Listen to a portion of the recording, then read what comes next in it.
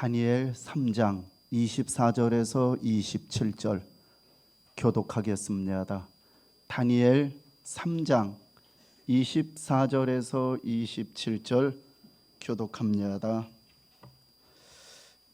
그때에 느부갓네살 왕이 놀라 급히 일어나서 모사들에게 물어 이르되 우리가 결박하여 불 가운데 던진 자는 세 사람이 아니었느냐 하니 그들이 왕에게 대답하여 이르되 왕이여 올소이다 하더라.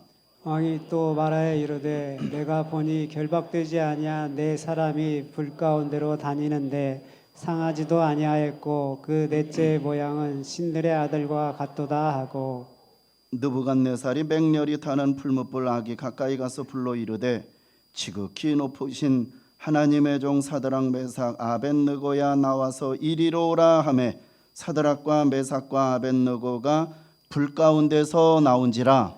총독과 지사와 행정관과 왕의 모사들이 모여 이 사람들을 본즉 불이 등이 그들의 몸을 해하지 못하였고 머리털도 그을리지 아니하였고 겉옷빛도 변하지 아니하였고 불탄 냄새도 없었더라.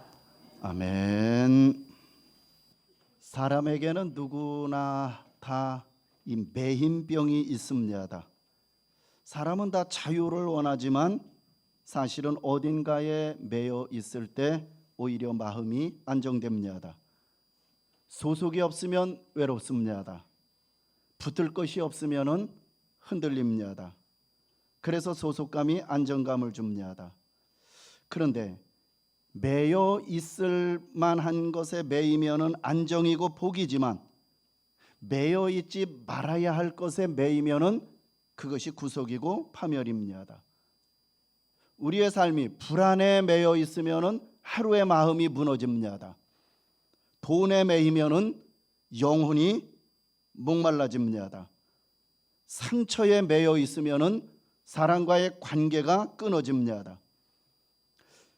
그러나 하나님의 백성은 하나님에게 매일 때에 가장 안전하고 가장 자유롭습니다.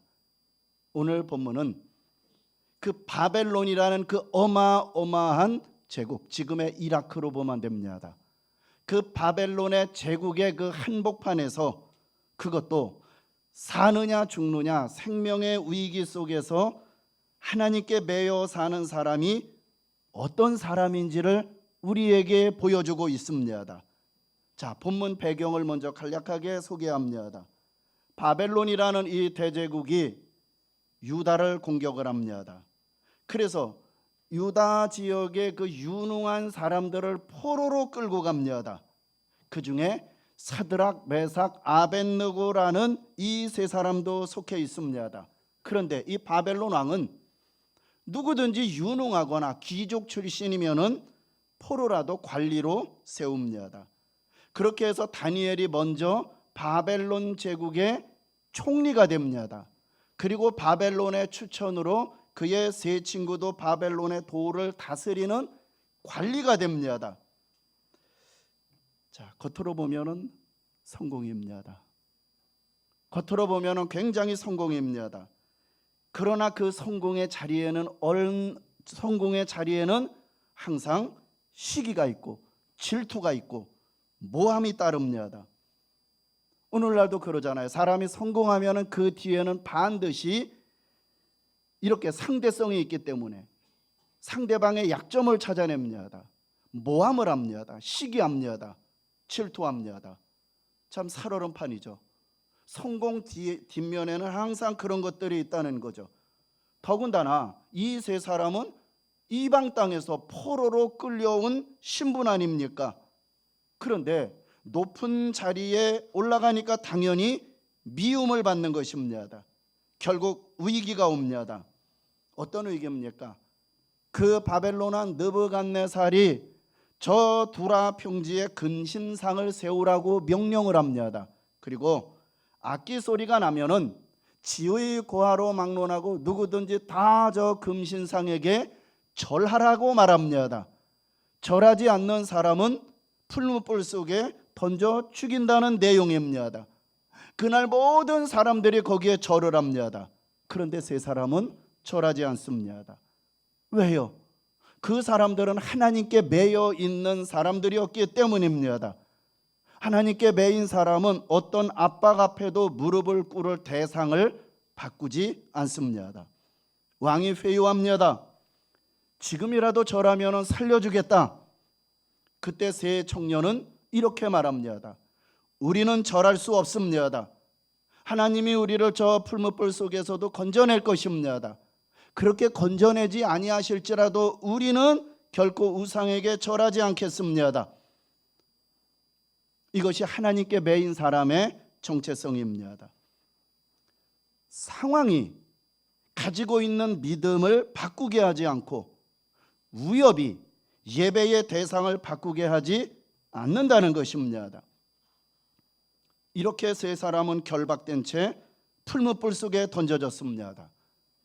평상시보다도 7배나 더 뜨겁게 했습니다. 그런데 왕이 놀라서 말합니다. 24절에 놀라서 말하는 거예요. 24절에 우리가 결박하여 불 가운데 던진 사는 세 사람이 아니었느냐? 묻는 거예요. 지금 풀무불 속에 집어 던져놓고 그 안에 세 사람이 던져졌는데 이 묻는 거예요. 그리고 25절에 세 사람을 던지지 않았냐 하면서 25절에는 또 그런데 결박되지 아니한 네 사람이 불 가운데로 다니는 것을 봤어요. 이 왕이. 그러면서 이방인 아닙니까? 하나님을 모르는 사람 아닙니까? 그러니까 그 넷째의 모양은 신들의 아들과 같다. 이방인의 표현을 사용하는 거예요. 그리고 여기서 28절은 이렇게 정리합니다. 그가 하나님이 그의 천사를 보내사 종도를 구원하셨도다. 자, 왕은 이방인의 표현으로 신들의 아들 같다 말했고 성경은 28절에서 하나님이 보낸 천사로 설명합니다.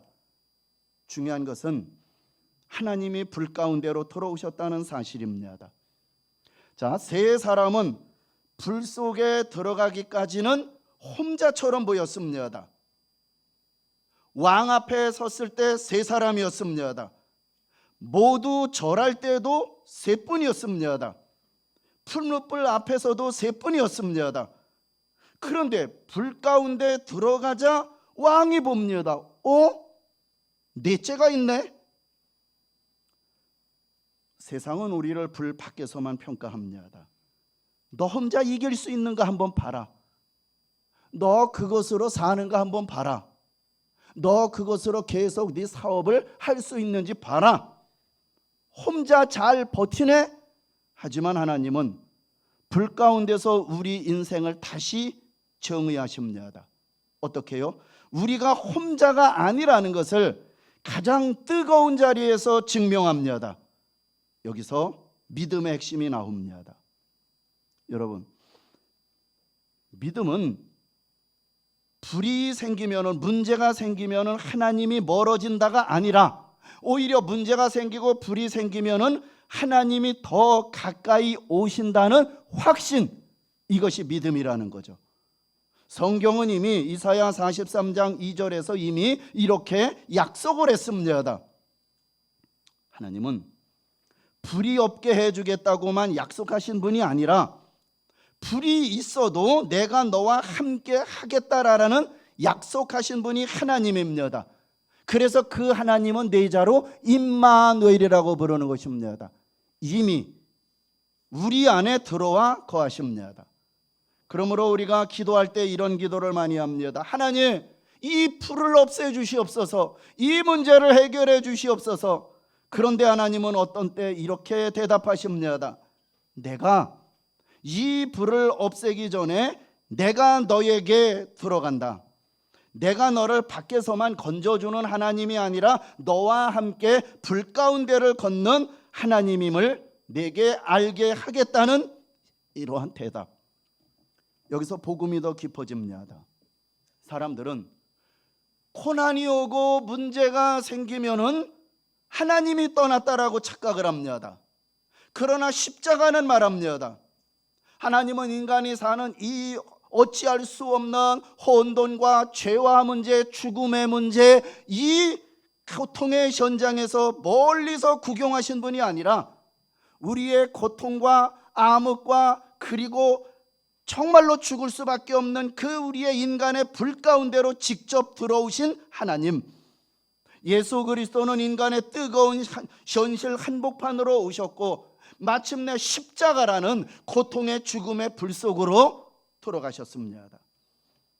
그러므로 오늘 이 장면을 이렇게 적용이 됩니다. 우리의 질병의 불 가운데 있을 때 주님은 밖에서만 응원하는 분이 아니라 그 병상 옆에 함께 계시는 하나님이십니다. 사람들과의 관계에서 흐트러져 그렇게 좋았던 사이가 갈라져 버렸어요. 금이 가 버렸어요. 얼마나 인간관계 힘듭니까? 인간관계의 불 가운데 있을 때 주님은 네가 일어나서 해결해 라고 하시는 분이 아니라 우리 마음의 온도를 먼저 만져주시는 분이십니다. 직장과 생계의 불 가운데 있을 때 주님은 네가 더 세게 버텨라가 아니라 내가 너를 붙든다 말씀하시는 하나님이십니다. 여러분, 불이 있다고 해서 실패가 아니지 않습니까? 불이 있다고 해서 하나님의 외면이 아니지 않습니까? 오히려 하나님께 매인 사람에게는 그 불 가운데서 주님의 동행이 더욱 분명해지는 은혜가 있는 것입니다. 여기에서 더 놀라운 사실 하나가 있습니다. 왕이 분명히 저 불 속으로 들어갈 때는 들어가는 그 모습은 셋이었어요. 그런데 지금 왕이 본 것은 또 하나 놀라운 것이 있습니다. 넷째가 있다 뿐입니다.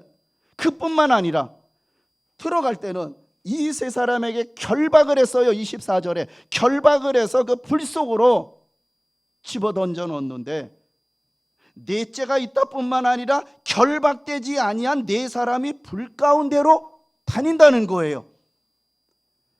자, 여기서 놓치기 쉬운 장면이 있습니다. 두 번째 같이 나누고 싶은 것은 하나님께 매인 사람에게는 먼저 결박을 푸신다는 거예요. 무슨 결박이냐? 좀 이따 말씀을 드립니다.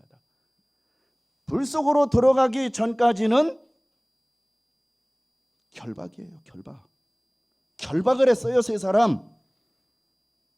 그런데 하나님께서 지금 여기에서 결박을 풀었다 그랬어요. 불 가운데서 건져주진 않았어야지. 그렇지만 결박을 풀어준 거예요. 불은 꺼지지 않습니다. 상황은 그대로입니다. 그런데 25절은 분명히 말합니다. 결박됐잖아요.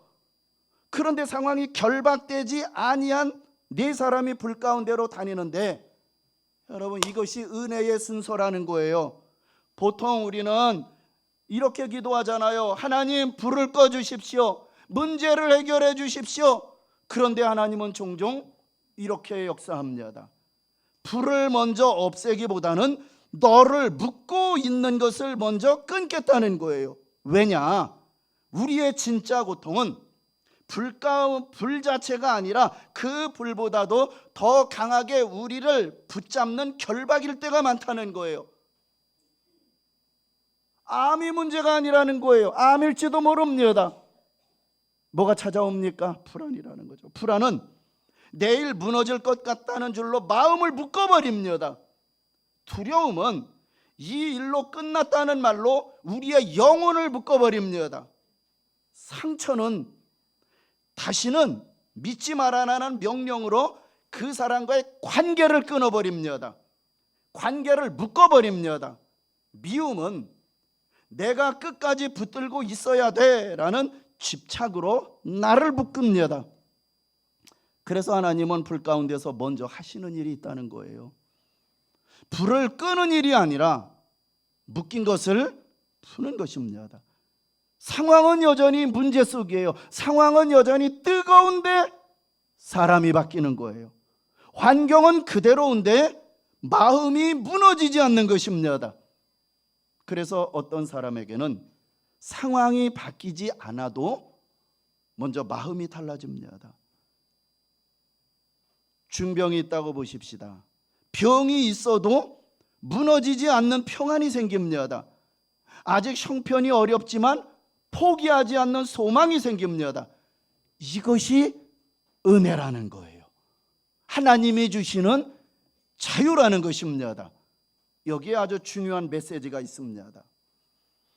하나님은 상황이 좋아져서 평안을 주시는 분이 아니라 상황이 그대로인데도 평안으로 우리를 붙드시는 분입니다. 불이 있는데도, 문제가 있는데, 고통이 있는데도 무너지지 않는 사람, 문제를 가정 속에 많이 가지고 있는데도 입에서는 찬송이 나오는 사람, 상처가 있는데도 용서가 시작되는 사람, 그 자체가 세상 앞에서 하나님이 살아계신다는 증거가 되는 것입니다. 불은 끄지 못해도 결박이 끊어지면은 인생의 방향은 얼마든지 바뀌어질 수가 있다는 거예요. 한 예를 들겠습니다. 어떤 가정에서 부부가 오랫동안 대화가 끊겼습니다. 왜요? 서로 대화만 하면은 싸워요. 5분 이상을 같이 앉아 있을 수가 없어요. 식탁이든 어디에서든 말만 하면 싸워요. 아니 갑자기 왜 얼굴을 팍 수그리십니까?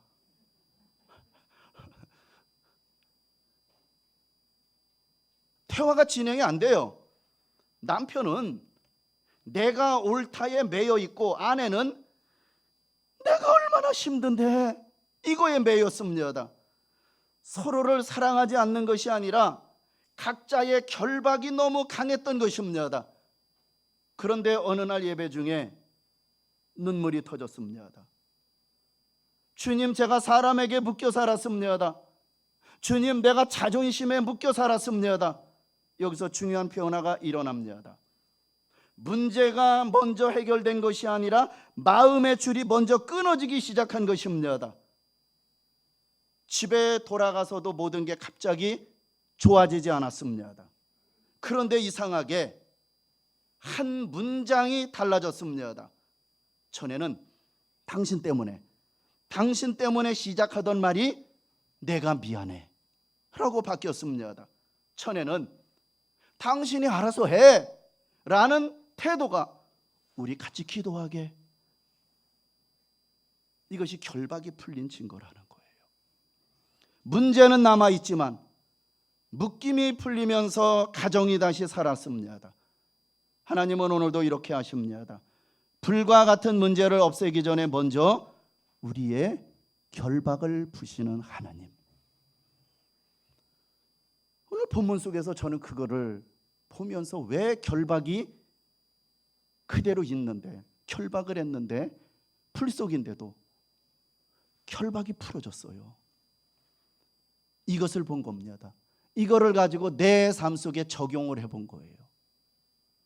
아, 순서가 그거구나. 우리는 이것만 해결해 주시고 이것만 해결해 주신다라는데 하나님은 그 먼저 결박을 풀어주시는 하나님. 그 결박만 풀어주면은 그 불과 같은 상황은, 문제는 얼마든지 감당할 수 있고 인내할 수 있다는 것입니다. 세 번째, 하나님 없이 얻은 일확천금에 대해서 말씀을 나누고 싶습니다. 하나님 없이 어마어마하게 돈을 받은 것, 이것이 결국은 사람을 살리지 못합니다. 잠깐 달콤할 뿐 관계가 틀어져 버려요. 그리고 인생을 무너뜨리는 경우가 많습니다. 제가 성경 두 절을 여러분들에게 소개할 때 한번 읽어주십시오. 먼저 예레미야 2장 13절 한번 읽어주십시오. 시작. 내 백성이 두 가지 악을 행하였나니 곧 그들이 생수의 근원이 되는 나를 버린 것과 스스로 웅덩이를 판 것인데 그것은 그 물을 가두지 못할 터진 웅덩이들이니라. 이 말씀에 보면은 생수의 근원이신 하나님을 버렸다는 거예요. 그리고 깊은 웅덩이를 팝니다. 결국은 물이 새어나간다는 거예요. 터진 웅덩이다. 또 하나 학께서 한번 읽어주십시오. 자요, 시작. 너희가 많이 뿌릴지라도 수확이 적으며 먹을지라도 배부르지 못하며 마실지라도 흡족하지 못하며 입어도 따뜻하지 못하며 일꾼이 삭슬 받아도 그것을 구멍 뚫어진 전대에 넣음이 되느니라. 아멘. 앞절과 2절에서 공통점은 무엇입니까? 터진 웅덩이, 구멍 뚫린 전대. 하나님 없는 수고, 하나님 없는 성공, 하나님 없는 번영은 겉으로는 채워지는 것 같지만 속은 계속해서 새어나간다는 거예요. 여러분들의 인생이 지금 터진 웅덩이 같지 않습니까? 열심히 일해도 내 인생 몇 세인데, 내 나이 몇 살인데 열심히 일해도 쌓인 것은 없고 채워도 만족이 없는 상태 말입니다. 그 이유를 성경은 분명히 말합니다. 생수의 근원을 떠났기 때문이다. 예수님도 요한복음 4장 13절에서 이렇게 말합니다. 물을 얘기를 하면서 이 물을 먹는 자는 그 속에서 영생하도록 솟아나는 샘물이 될 것이다. 하나님께 매인 사람은 세상의 우물을 주인으로 삼지 않고 하나님을 우물로 삼는 사람입니다. 직업도 사업도 돈도 필요합니다. 그러나 그 모든 것들이 내 영혼의 우물이 될 수는 없는 것입니다. 진정한 우물은 하나님입니다. 예수님만이 우리에게 영원히 목마르지 아니하는 영생을 주시는 샘물이라는 거예요. 하나님만이 나의 참된 축복이 되신다는 사실. 우리 대한민국 예를 하나 들겠습니다. 대한민국의 지나온 역사를 돌이켜보면 인간의 지식이나 이론은 설명할 수 없는 참 신기한 나라입니다. 땅의 면적을 보십시오. 세계 지도를 놓고 보십시오. 코딱지만 하고 어디 있는지조차 찾기 힘든 나라입니다. 그렇다고 해서 이 나라가 지하 자원이 풍부한 것도 아닙니다. 그것도 조그만 땅덩어리에서 5천만 명이 살고 있습니다. 그런데 세계 OECD 대열에 끼어 있습니다. 한류 열풍으로 전 세계 젊은이들이 열광을 하고 있습니다. 한국의 IT 기술은 세계적인 수준입니다. 여러분, 세계 아무리 미개한 나라, 아무리 가난한 나라든 잘 사는 나라에 가보면 한국 사람이 없는 나라는 없다는 거예요. 그리고 한국 사람들이 가서 사는 그곳에는 꼭 교회가 세워집니다. 상당한 경제적, 사회적 위치를 가지고 있습니다. 대한민국이 50년 만에 원조받던 나라에서 원조하는 나라로 세계 10대 경제 대국의 발돋움을 한 원동력이 어디 있겠습니까? 물론 뜨거운 교육열에 있습니다. 열심에 있습니다. 부지런함에 있습니다. 그것만으로 이 민족이 이렇게 된 것을 다 설명할 수 없습니다. 성경은 이렇게 말합니다. 여호와를 자기 하나님으로 삼은 나라고 하나님의 기업으로 선택한 백성은 복이 있도다. 누가 뭐라고 해도 이 민족이 하나님을 잘 섬겨서 하나님이 주신 축복의 결과라고 우리는 그렇게 믿을 수밖에 없는 것입니다. 비록 우리 안에 허물이 있고 많은 부족이 있지만 그럼에도 불구하고 하나님을 의지하는 민족, 하나님의 은혜를 사모하는 민족이기에 하나님이 주신 축복이다 라고 그렇게 볼 수 있는 것입니다. 우리는 누굽니까? 성경 베드로전서 2장 9절에서는 이렇게 말합니다. 우리는 누구냐? 다 같이 한번 읽어주십시오. 시작. 너희는 택하신 족속이요 왕같은 제사장들이요 거룩한 나라요 그의 소유가 된 백성이니 이는 너희를 어두운 데서 불러내어 그의 기이한 빛에 들어가게 하신 이의 아름다운 덕을 선포하게 하려 하심이라. 아멘. 우리는 누굽니까? 제가 네 가지로 딱딱딱딱 나눠서 네 줄하고 밑에는 길게 했습니다. 우리는 누굽니까? 택함 받은 족속입니다. 하나님께서 우리와 이 민족과 우리 가정을 하나님의 백성으로 선택하셨습니다. 왕 같은 제사장입니다. 제사장이면 제사장이지 우리가 왕 같은 제사장. 제사장은 무엇입니까? 하나님을 향하여 인간 편에 서서 하나님, 이분에게는 이런 잘못이 있습니다. 이런 복을 나리시고 이런 은혜를 주옵소서. 이 죄를 사하여 주옵소서. 백성 편에 서서 하나님께 그렇게 하는 것입니다. 그런데 왕 같은 제사장이라 그랬어요. 우리가 우리의 자녀들과 사람들을 축복하면은 하나님께서 그 기도를 들으시고 저들을 축복하시겠다라는, 그렇게 우리를 삼아 주셨다는 거예요. 세 번째, 우리는 거룩한 나라라는 얘기가 무엇입니까? 우리 대한민국에는 각국 대사관들이 많이 들어와 있습니다. 그 대사관 앞에는 우리 대한민국 국기가 아니라 그들 나라의 깃발이 높이 세워져 있습니다. 비록 한국 땅에 있기는 하지만 그 대사관 관내는 한국의 주권이 미치지 못합니다. 특별히 한국 정부의 통치권이 영향력을 발휘할 수가 없는 것입니다. 국기가 세워진 그 나라의 주권과 그 나라의 통치를 받도록 되어 있습니다. 우리가 그렇다는 거예요.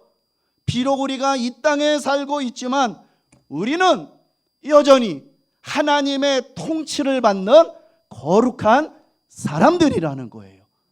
이것이 거룩한 나라요, 그의 하나님의 소유된 백성이라는 거예요. 우리는 비록 세상 속에 살고 있지만 하나님께 속한 백성, 지금 이 부분을 분명하게 말하고 있습니다. 그러므로 저로요 여러분들은 이 땅에서 사는 동안 평생 하나님께 매여 있기를 바랍니다.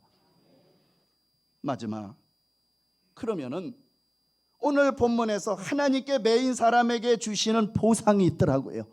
세 가지가 나옵니다. 하나님께 매인 세 가지 보상. 첫 번째, 27절에서 하나님의 사자를 보내셔서 그들을 보호하셨습니다. 머리털 하나 상하지 않고 살아나왔습니다. 불 가운데 던져졌지만 하나님이 지키셨습니다. 불탄 냄새도 없었다고 했습니다. 무슨 얘기입니까? 하나님께 매여 있으면 하나님이 그 인생 책임진다는 증거입니다. 두 번째는 28절에 보니까 이제 그들의 신앙 때문에 하나님을 모르는 왕과 사람들이 하나님을 찬양하게 되었습니다. 세상은 우리의 믿음을 비웃기도 하지만 결국 하나님은 믿음을 통하여 살아계신 하나님을 드러내십니다. 그리고 세 번째 30절에 그들은 이전보다 더 큰 직책을 보장받았습니다. 여러분, 지금 어떤 상황입니까?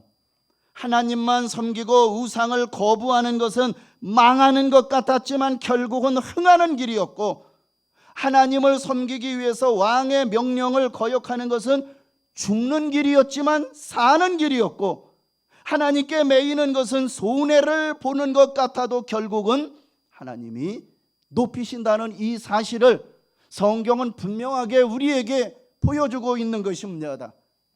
결론입니다. 우리 인생은 연약합니다. 우리의 상황은 수시로 변합니다. 믿었던 사람들은 떠나기도 합니다. 건강도 장담할 수 없습니다. 그러나 변하지 않는 우물, 변하지 않는 도움, 변하지 않는 주권이 있습니다. 하나님입니다. 여러분, 하나님께 매이십시오. 왜냐하면 하나님이 생수의 근원이시고 하나님 말이 우리 인생의 주권자이시고 하나님이 우리의 생사화복을 주관하시는 분이시기 때문입니다. 오늘 분명하게 이렇게 선포합니다.